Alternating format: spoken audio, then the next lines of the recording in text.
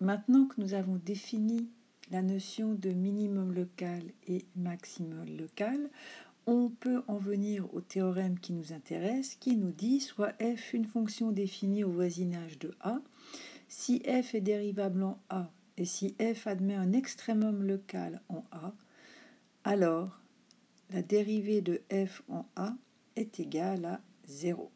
Alors, si on illustre ce théorème par ce graphique, eh bien, on voit que la fonction f est bien dérivable en A1 et en A2. On voit aussi que f admet un minimum local en A2 et un maximum local en A1.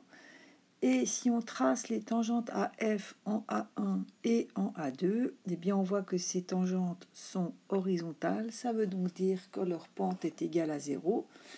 Et on sait que la pente de la tangente AF au point A, c'est égal en fait à f' de A. Alors, avant de démontrer le théorème, on va simplement expliciter en fait les hypothèses et surtout, on va quand même préciser qu'on va faire la démonstration pour A étant un maximum local de A. Donc la démonstration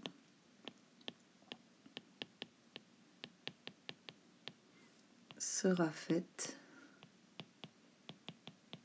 dans le cas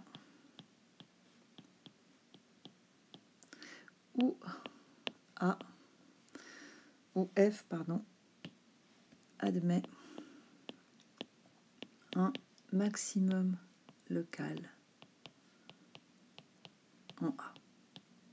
Alors, comme je l'ai déjà dit, avant de passer à la démonstration proprement dite, on va simplement expliciter les hypothèses qui nous intéressent. Et ce qui nous intéresse fortement, c'est qu'on a dit que f est dérivable en A. Et donc ceci, ça veut dire que f' de A est égal à la limite lorsque x tend vers A de f de x moins f de A sur x moins A. Eh bien, cette limite, elle doit donc exister et appartenir à R. Et dire que cette limite existe, ça veut dire que si on calcule la limite lorsqu'on s'approche de A par la gauche, eh bien, cette limite doit être égale à la limite lorsqu'on s'approche de A par la droite. Voilà. Une limite existe si la limite à gauche est égale à la limite à droite. Deuxième hypothèse, on va dire que f admet un maximum local en x égale a. Et à nouveau, si on l'écrit sous forme mathématique, ça veut dire qu'il existe un voisinage V de A tel que pour tous les x qui sont dans ce voisinage, f de x est plus petit ou égal à f de A pour tout x appartenant à V. Ça, on peut aussi l'écrire autrement. Ça veut dire que f de x moins f de A est plus petit ou égal à 0 pour tout x appartenant à V. J'ai simplement passé l'image f de A à gauche de l'inégalité. Voici, donc ça, on a fait expliciter nos hypothèses et maintenant on va passer à la démonstration.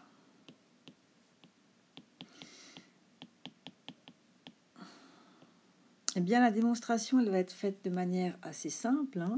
On va simplement regarder ce qui se passe à gauche de A et à droite de A.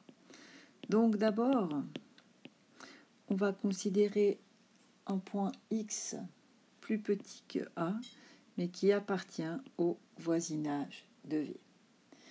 Donc, si on dessine la droite des réels, pour qu'on soit bien sûr de quoi on parle, donc ça c'est les x, donc si je mets là A, x est forcément à gauche de A, et donc si on fait la soustraction x moins A, et bien ce résultat il est forcément plus petit que 0. Et comme A est un maximum local de la fonction f, on peut aussi dire que f de x moins f de A est plus petit ou égal à 0.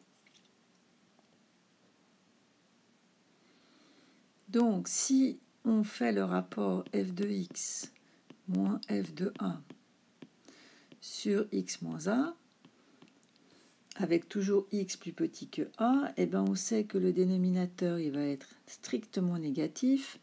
Le numérateur, lui, il va être plus petit ou égal à 0. Donc, par la règle des signes, f de x moins f de A sur x moins A, ça sera plus grand ou égal à 0.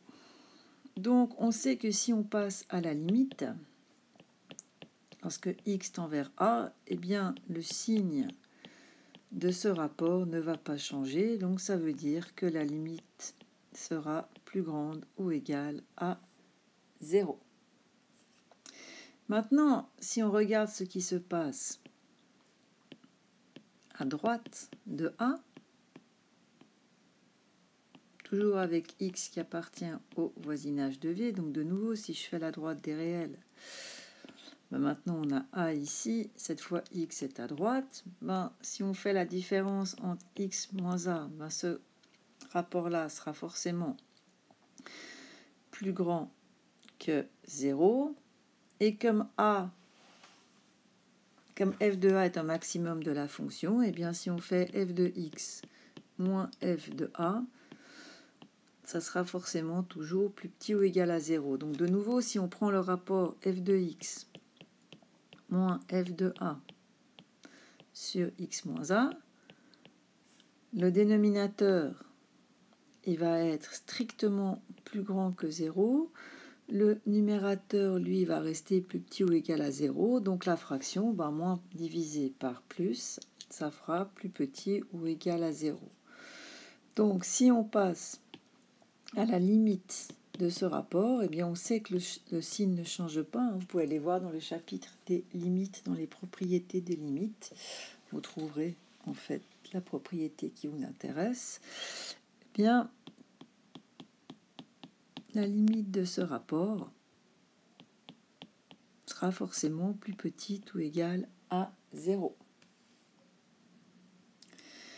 Nous, par hypothèse, on sait que la fonction f est dérivable en A. Et comme je l'ai déjà dit précédemment, ça veut dire que la limite, lorsque x tend vers A de f de x moins f de A sur x moins A existe. Dire qu'elle existe, je vous rappelle, ça veut dire que la limite à gauche doit être égale à la limite à droite.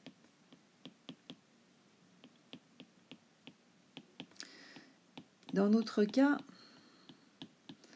on sait que la limite à gauche, elle sera plus grande ou égale à 0, alors qu'à droite, elle est plus petite ou égale à 0, le résultat de la limite. Donc la seule possibilité pour que cette égalité soit vraie, vous n'en avez pas d'autre, eh bien c'est que cette limite soit égale à 0, égale 0. Donc forcément que l'on a que la limite